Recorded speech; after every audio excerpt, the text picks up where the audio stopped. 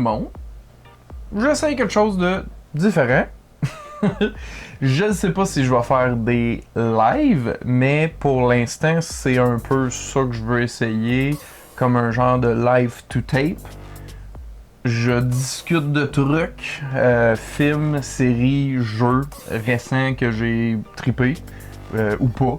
Puis c'est ça, c'est pas mal genre une discussion, mais discussion à un sens pour l'instant.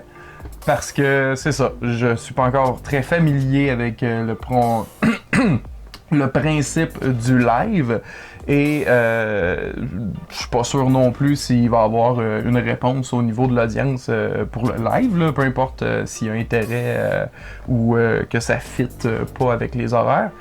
Mais on dirait que j'ai comme peut-être envie d'essayer ça à tout le moins. Si ça me plaît pas, ben y a rien qui m'empêche d'arrêter. Mais c'est ça, on dirait qu'il y a beaucoup de films que j'ai envie de parler, mais pas nécessairement consacrer mon temps à faire une critique, prendre à peu près comme une soirée pour filmer, puis une soirée à peu près pour faire le montage. C'est pas énorme comme ça, mais à longue, à chaque semaine, ça c'est pour un seul film, donc tu sais, quand t'en as plusieurs, des fois, faut que tu fasses des choix, mais quand t'aimes le cinéma comme moi, t'as envie de parler plein d'affaires. Donc c'est ça, c'est pas tout ce qui mérite une critique, mais des fois juste une mention ou c'est ça, une discussion. Fait que c'est ça que j'ai le goût d'essayer, pas de montage vraiment, puis à la bonne franquette, comme on dit. Fait que c'est ça, on essaye ça, puis on regarde ce que ça donne. Fait que on va commencer avec les films. J'ai pris des petites notes pour pas oublier des choses que je voulais dire. Fait que on va commencer avec les films que j'ai vus. Puis là, je vais dire récemment, ce que je vais essayer dans le concept, ça va être de le faire peut-être régulièrement, de façon mensuelle. Mais là, pour l'instant, c'est pas juste le dernier mois que ça va contenir. Là. Fait que c'est ça. On commence avec Encanto, le film de Disney Pixar qui est sorti, je pense, à Noël sur Disney+. Film d'animation, bien sûr. Puis une superbe histoire différente. Moi, j'aime de plus en plus les nouveaux Disney qui... Tu sais, ça faisait déjà un bout qu'on était éloigné des contes de princesses et chevaliers, mais là, on parle vraiment d'histoire humaine, puis moi j'adore ça pour vrai. Là c'est le poids familial, la pression des frères-sœurs, puis parents, puis autres générations. Puis tout ça en plus avec tout un contexte culturel là, qui est plus l'Espagne, mais vraiment là, ils le font de très belle façon. Moi j'adore ça. Puis c'est ça, Encanto, une maison magique avec du monde dedans, toute une famille qui ont tout un pouvoir sauf une. Puis elle, ben son pouvoir, elle découvre dans le film, puis c'est beau. Là. c'est vraiment pas, c'est ça, le film d'aventure classique. Je veux pas dire qu'il n'y a pas d'action ou de moments, d'aventure, on va dire, là, d'émotion. Mais c'est toute une histoire à découvrir. Faut pas avoir peur des chansons, mais ça peut aider quand ils sont vraiment bonnes, puis tu sais, catchy, là. Fait que, puis non, sont touchantes aussi en même temps. Fait que, ouais. Puis ça, tu sais, quand je l'ai écouté, j'étais comme, ouais, c'est bon, ouais. Mais c'est le genre de film qui me vraiment comme resté en tête beaucoup plus longtemps que j'anticipais. Fait que ça c'est un bon signe qu'il y a quelque chose de pas pire dans ce film-là. Fait que, en tout cas, pour moi, fait que si jamais ça sonne des cloches pour vous, ben, découvrez ça. Si vous l'avez vu, ben, c'est ça, ce serait pas pire que vous me disiez ce que vous en avez pensé. J'ai encore, on dirait, mon pattern de critique, là, tu sais. Répondez-moi dans les commentaires ci-dessous. Mais, c'est ça. Encanto, genre, pas dans mes favoris de Disney, mais quand même un sous-estimé qui me rester en mémoire plus longtemps, même encore à ce jour. Fait que, encore une fois, film d'animation. En fait, ça va être 4 films d'animation pour les films que je vais parler. En fait, c'est pas vrai. Ouais, je me suis mélangé. Je vais parler de films d'animation, puis j'ai d'autres films aussi. Plein de films. Fait que, film d'animation, on continue. Rumble. Je sais pas c'est quoi le titre en français. C'est DreamWorks, si je me trompe pas. Là, j'y vais là, sans valider. Fait que peut-être que je dis n'importe quoi, mais il me semble que c'est ça. Puis c'était super sympathique. Ça m'a rappelé un peu Real Steel avec Hugh Jackman, gant d'acier, je pense, en français. Pas sûr là aussi. Dans ce film-ci, c'est un monde où il y a des gros monstres, puis ils se battent ensemble, mais vraiment plus comme de la lutte. Puis là, il y a comme une jeune fille qui veut sauver son stable parce que le joueur vedette a signé pour une autre ville. Puis là, elle essaie de recruter un joueur qui lui est comme le fils caché d'une grande vedette perdue de ce sport-là. Puis c'est ça. Il y a comme, c'est vraiment un classique film de sport dans le modèle d'animation avec des gros monstres sympathiques. Mais pour moi, ça a passé. C'est une formule, mais une formule qui a fonctionné, qui était efficace. Fait que, tu sais, si vous avez des enfants ou comme moi, je vous écoutez ça même si vous n'avez pas d'enfants, super bon, ça fait un job pour 1h30. Fait que, c'est ça, une petite recommandation. C'est pas du même level là, que Encanto là, pour plaire à tout le monde puis être vraiment intelligent dans ce que ça dit, là, mais ça reste quand même un bon divertissement, pas du tout abrutissant. Diary of a Wimpy Kid. Ça, Journal d'un dégonflé en français. J'adore ça. J'ai pas lu les livres, là, mais j'ai la trilogie en DVD. Je trouve ça bon. Le 4e d'arc, mais c'est vraiment une belle trilogie. Puis là, j'étais curieux de voir un film d'animation qui reprend un peu comme le premier livre, la première histoire du premier film. Puis, tu sais, c'est ça. Si on a déjà vu le premier film, ben c'est un peu pareil, mais c'est plaisant parce que c'est une belle animation. S'apparentant à comment ça s'appelle, Peanuts. C'est ça le film de Charlie Brown. Je me rappelle plus c'était quoi son titre, mais c'est ça, le film de Charlie Brown. C'était comme, tu sais, genre moderne mais rétro classique en même temps. Un peu ça là-dedans, là, qui rappelle le dessin du livre original, le journal d'un dégonflé. Si c'est quelque chose que, mettons, vous avez pas découvert avec les films précédents, je pense que c'est une belle entrée là-dedans. Puis c'est un beau film d'animation. Puis il est court, il dure genre 1 heure. Fait que c'est genre un moyen métrage. Fait que, bref, c'est ça. C'est une petite recommandation sympa. Et dernier film d'animation. Je me penche tout le temps, vous allez voir ma calvitie. Débutante, là. Ouais, bon. Hôtel Transylvanie 4 Transformania. Encore une fois, ça c'est une franchise aussi que j'aime beaucoup. Moi je trouve que c'est des meilleurs films récents d'Adam Sandler. Puis c'est ça, les trois je les ai beaucoup aimés. Celui-ci en fait pas exception.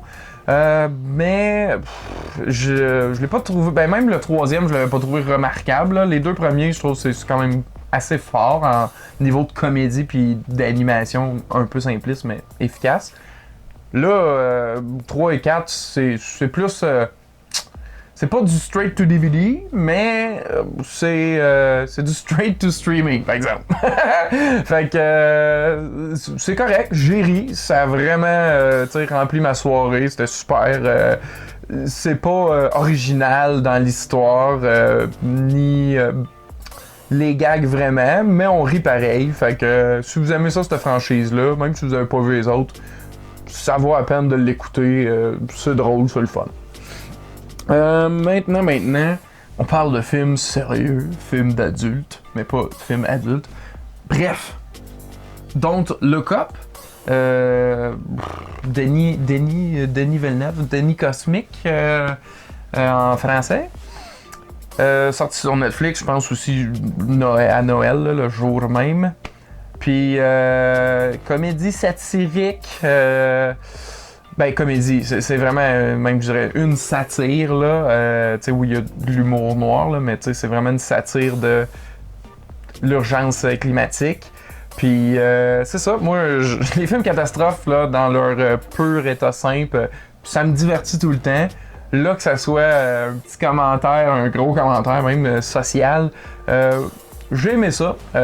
C'est pas tout le monde qui va aimer ça, mais moi j'ai adhéré, surtout à cause du cast aussi, faut le dire, là, solide cast, le fun qui maintient vraiment la bonne ligne entre le dramatique puis le drôle. Là, Léo DiCaprio, Meryl Streep, Jonah Hill, même Jennifer Lawrence à la limite. Fait que moi j'ai bien aimé ça. Je me vois pas tant le réécouter, tu sais, comme plaisant, mais bravo pareil. Puis ouais, non, moi ça a été un must. Tu sais, si tu l'as pas vu, je pense que ça vaut la peine de l'essayer. Si t'accroches pas, mais je pense, ouais, ça vaut la peine d'écouter ça. Ouais, la Matrice. Ok. C'est ça, hein? Quand je dis que des fois, il faut se dire, on fait une critique ou pas sur ce film-là?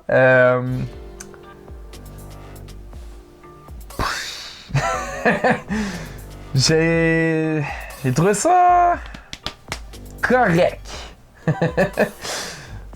Inquiète-vous pas, je spoilerai pas, là, rien, là, mais... Le 3, là, je l'avais pas trouvé bon, là, mais celle-là, on est ailleurs dans le niveau de inintéressant.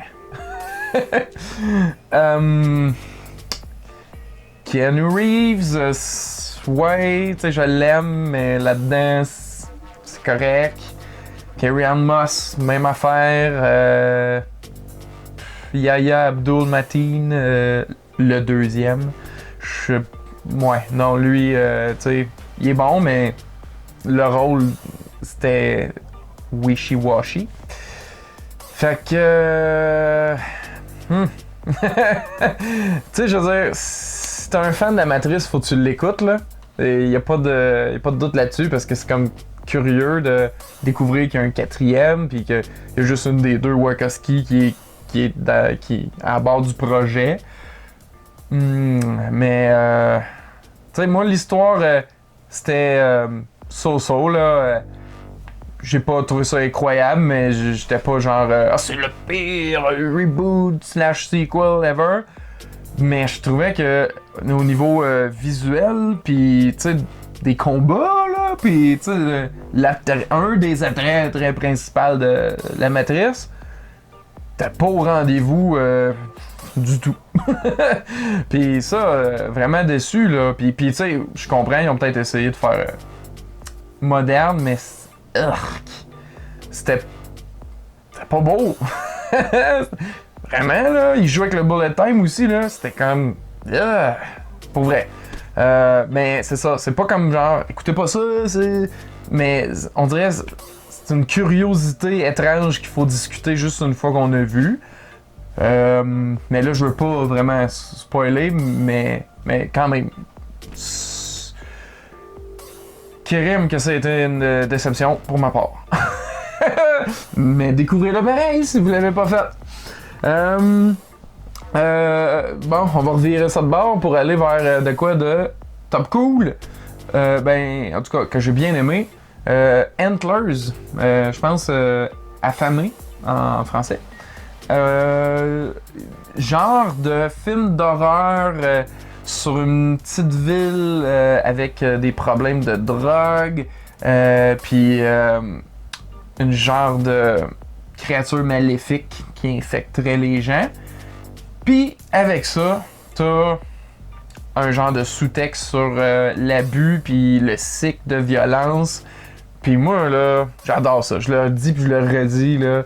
Les commentaires sociaux d'un film d'horreur, je trouve que ça va comme du beurre de peanut pis des Reese. J'aime pas vraiment ça, mais c'est ça l'exemple qu'on dit d'habitude. Fait que, ouais.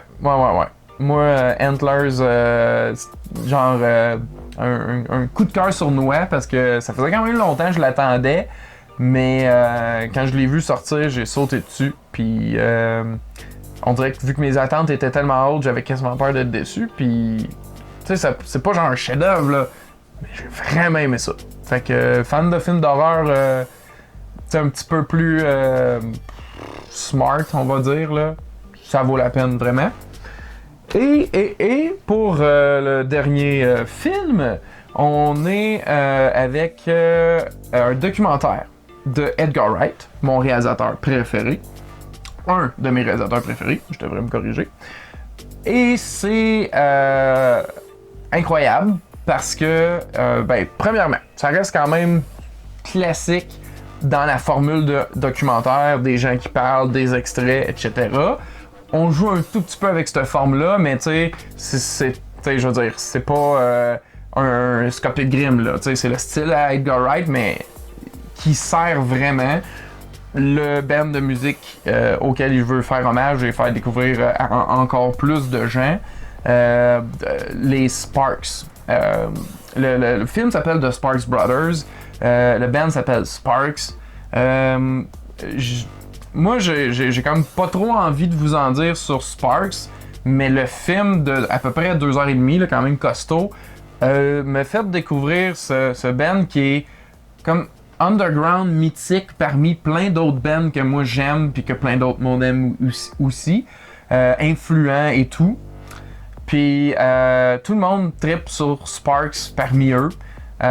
Puis ben, je suis pas mal rendu du bord des Sparks, moi aussi, après ce documentaire-là. Ben, pas juste après le documentaire. Après le documentaire, j'étais comme, faut que j'aille les découvrir. Puis là, en ce moment, je suis en train de les découvrir. Ils sont encore actifs. Ils ont 25 albums d'actifs présentement depuis le début des années 70. C'est deux frères, deux univers, deux sens contraires. Puis, c'est ça. Fait que...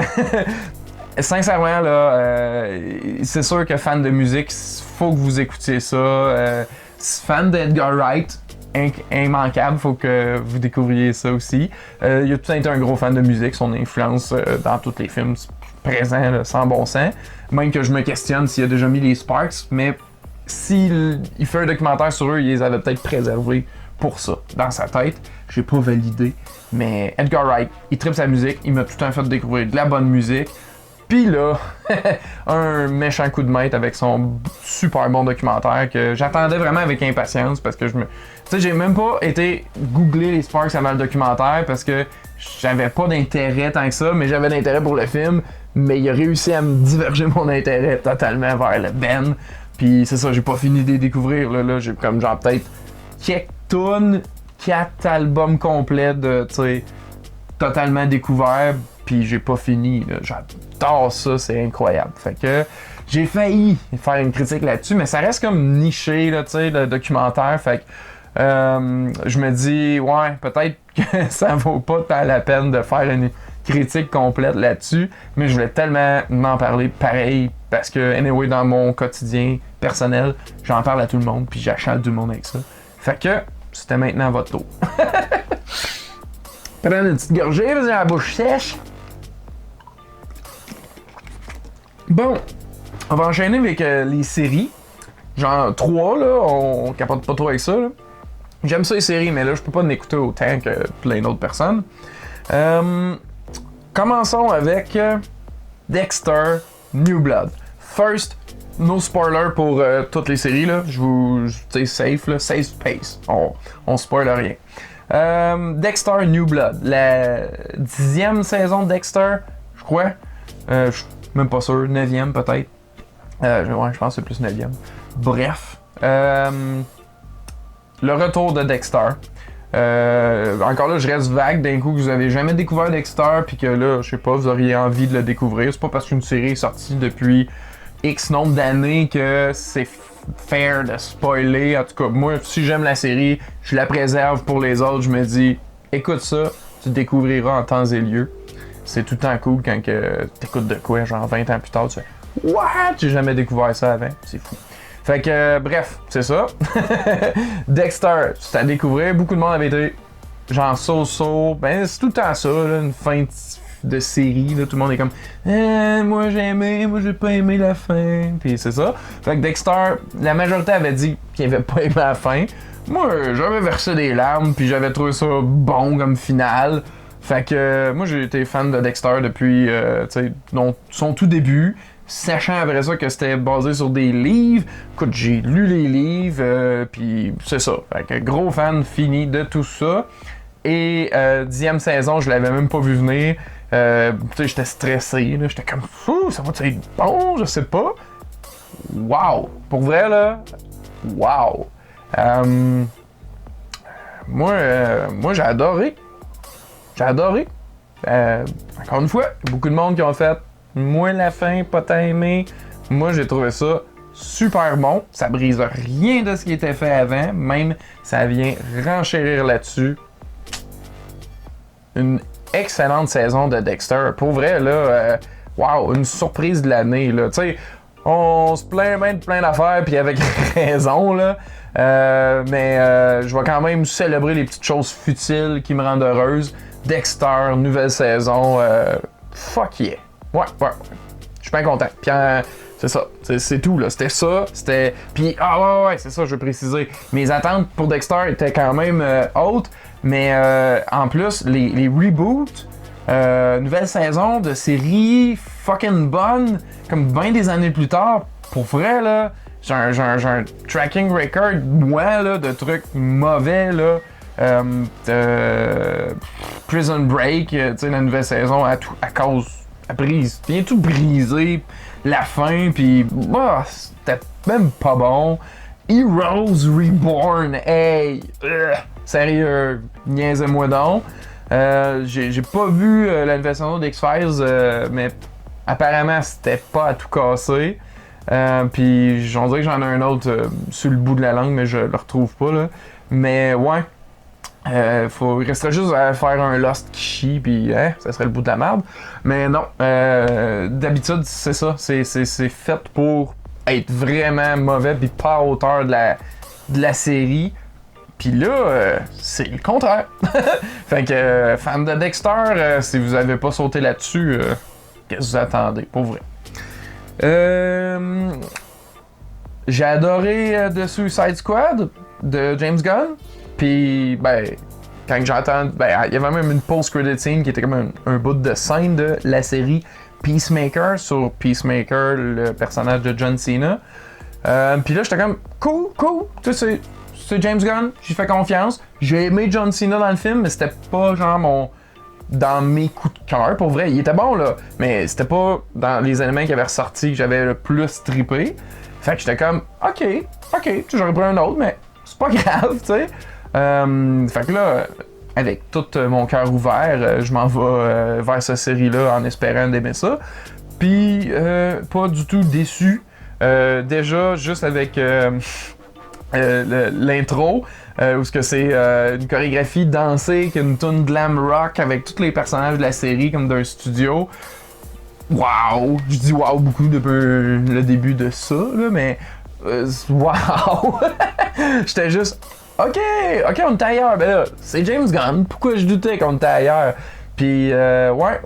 Tu sais, c'est pas notre première série de super-héros, là, loin de là.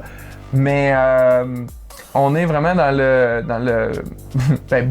bas de gamme, mais dans le bon sens du terme. Puis, on va quand même dans des places dark, mais de façon intelligente. C'est ça, c'est James Gunn, là. Autant il va dans le sentimental, émotionnel que dans le gore fucking drôle. Puis les deux balancent super bien. Combien il y a d'épisodes à ça? Je me l'étais noté, je pense. Il est où mon petit papier? 8 épisodes. Fait que là, il en reste genre comme juste 3, je pense. Fait que, ouais, à date, bien vendu. C'est ça. Nous, je spoil rien, là, mais tu sais, j'ai pas tout fini la série. Puis je me permets d'en parler, là, c'est ça le format que j'essaye. Puis oui, je veux dire, il faudrait vraiment que ça soit mauvais comme finale pour que ça soit une déception, mais écoute, James Gunn, là, il me déçoit rarement, fait que je serais super surpris. Fait que c'est ça, c'est trippant, puis c'est sûr je continue de l'écouter, puis j'adore, puis c'est ça. Bravo pour m'avoir fait tripper sur un personnage que je n'avais pratiquement rien à foutre. Et dernière série, là je regarde mon temps, je veux pas que ça dure une éternité non plus. Dernière série, Archive 81. Là, celle-là, je l'ai terminée. 8 épisodes d'une heure à peu près. C'est produit par James Wan. Colin, que c'était bon. Pour vrai, là, de la bonne horreur. Pas du même niveau de Mike Flanagan avec House of Haunted Hill puis Bly Manor. Mais tu sais, mettons, juste un petit peu en dessous. Pour vrai. De très bon calibre, sincèrement. Fait que moi, je peux pas dire que j'ai dévoré ça parce que je l'ai écouté avec parcimonie, mais c'était excellent. Je pense que ça bosse beaucoup là-dessus présentement. Là, tout le monde autour de moi l'écoute, même du monde qui écoute pas l'horreur d'habitude, parce que c'est plus comme mystère, thriller que horreur pure, là, tu sais. Mais c'est ça, là, c'est du bon suspense ficelé, bonne intrigue, en espérant qu'il y ait une saison 2. On va replacer mon micro, je pense que je m'étais accroché un petit peu, hein, l'envers du décor. Donc, désolé si ça fait du bruit. J'ai les pieds pris dans les fils. Donc, essaye de le cacher. Et...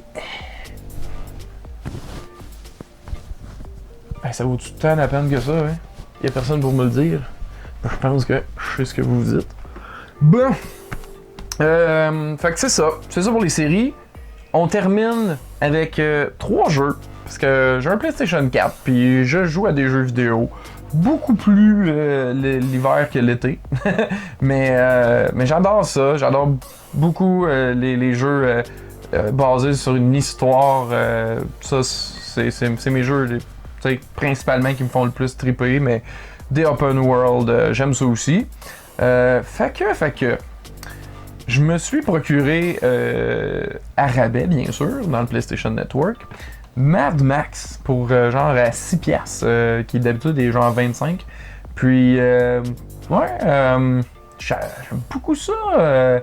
C'est trippant parce que moi, quand je jouais à GTA, je me suis tout le temps dit, hey, dans le prochain, il devrait vraiment inclure l'option de faut que tu tanques ton gaz, ton char de gaz, tu sais, ou sinon, à un moment donné, tu n'as plus d'essence.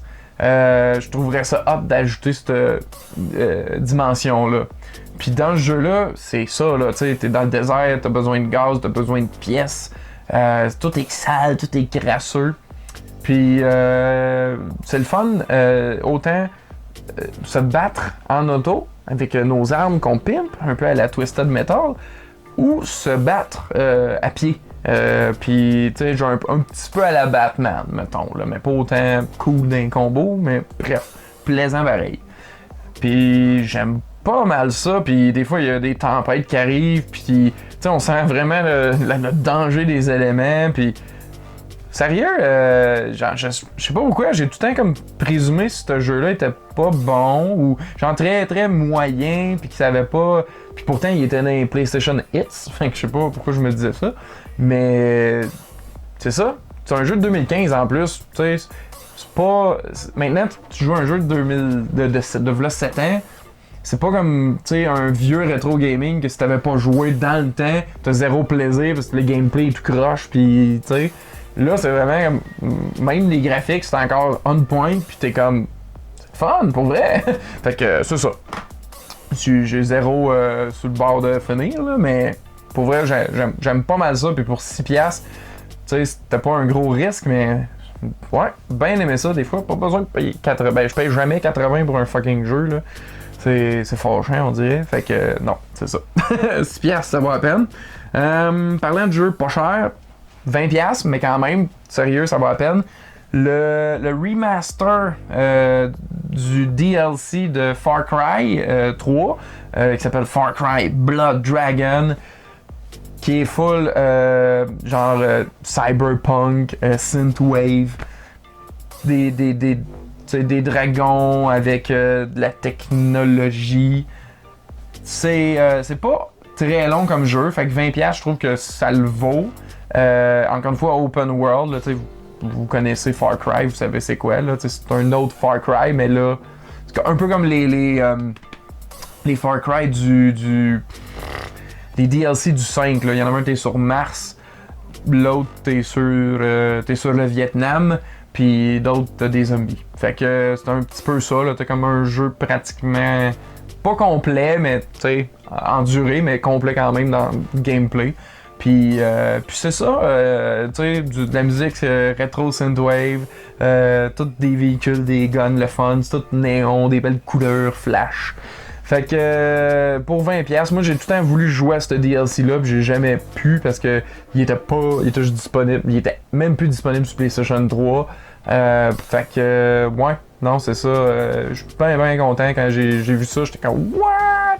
Ça fait longtemps que je me disais que je voulais jouer à ça, puis j'espérais un remaster. Fait que fans de Far Cry qui ont pas le goût de payer un 80$ pour le 6, comme moi, 20$ pour s'amuser une couple d'heures avec ça, ça vaut la peine.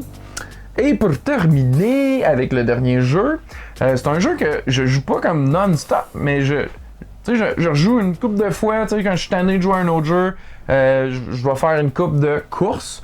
Et le jeu s'appelle Hot Wheels Unleashed. Celui-là, je l'ai payé à rabais, mais il était quand même un peu pricey. Je vous dirais, attendez de payer un prix que vous trouvez respectable pour un jeu de course, pour vrai. Parce que c'est pas du réalisme, mais c'est sûr, là, c'est un jeu de Hot Wheels. C'est comme des petites pistes de Hot Wheels dans des grandes pièces, puis tous les véhicules cool, puis en plus des véhicules de franchise cool, là, comme j'ai le char des Ninja Turtles, à faire de même. Fait que ça, j'ai bien du plaisir. C'est très très arcade, zéro réaliste. Là, on n'est pas dans le Forza ou whatever. Fait que c'est gros, on drift, on boost, on drift, on jump, on évite des pièges, on se bat bien serré. Puis j'ai vraiment du plaisir avec ça. J'avais vu des vidéos de jeux-là quand ils s'en venaient, puis j'étais comme ah ça va être le fun. Puis, j'étais comme, ah, mais il est cher. Puis, quand il est arrivé à un prix que je trouvais convenable, moi, j'ai fait, ouais, je grab ça. Puis, c'est ça, c'est pas à tomber à terre, là, mais, je veux dire, si vous voulez de quoi d'arcade, plaisant, autant pour les jeunes que les vieux, amusez-vous avec ça. C'est ma petite recommandation. C'est surtout ce que j'ai joué, mettons, ou ce que je joue même encore présentement. Parce que j'ai pas fini de faire le tour, il est quand même tough graduellement. fait que c'est ça. Hey, j'ai fait un 35 minutes quand je regarde ça. C'est pas mal. On est proche du format que je voulais. Je voulais 30 minutes, là, mais gars, on est lousse. On défonce. fait que c'est ça. Je fais beaucoup de mais ça va être ça, là. J'ai bien aimé ça, honnêtement. On dirait que je peux passer plus de trucs rapidement sans vouloir trop bien parler puis dire les points. Là. Quand je vais continuer de faire des critiques parce que il y a des trucs que j'aime vraiment faire avec ça, puis le concept, puis exposer, critiquer tout ça. Mais j'aime ça jaser, juste jaser. puis suite à ça, c'est ça. Là, je suis dans le testage du concept, fait que je vais voir si je peux me familiariser avec juste la technologie du live, puis sonder autour de moi s'il y aurait des intéressés pour être présent au moment du live puis échanger, parce que c'est pas mal ça là, le but que j'avais en faisant ma chaîne, c'est de parler de films, mais pas juste parler dans le vide. J'aime ça quand vous commentez et tout ça, mais un live c'est comme le nouveau level. Fait que y a pas de, je veux pas faire de profit ou whatever avec ça là. Je veux pas de m'envoyer des trucs quoi que ce soit à part des emojis si c'est gratuit. ça c'est cool, mais tu sais, c'est l'interaction plus que je recherche. Fait que c'est ça, j'ai le goût d'essayer ça. On essaye ça, on voit ce que ça donne. Fait que, hey, soyez francs, là, si vous êtes comme... Pour vrai, tu parles genre de 14 films en une demi-heure, non. Moi, c'est too much, c'est trop pêle-mêle, oublie ça. Tout se dit dans la courtoisie et politesse. Fait que j'aimerais vos commentaires et suggestions dans les commentaires ci-dessous, s'il vous plaît. Puis c'est ça, c'est pas mal ça qui est ça. C'est pas une critique, mais on va prendre le clap pareil. Fait que merci à tous d'avoir écouté et à la prochaine!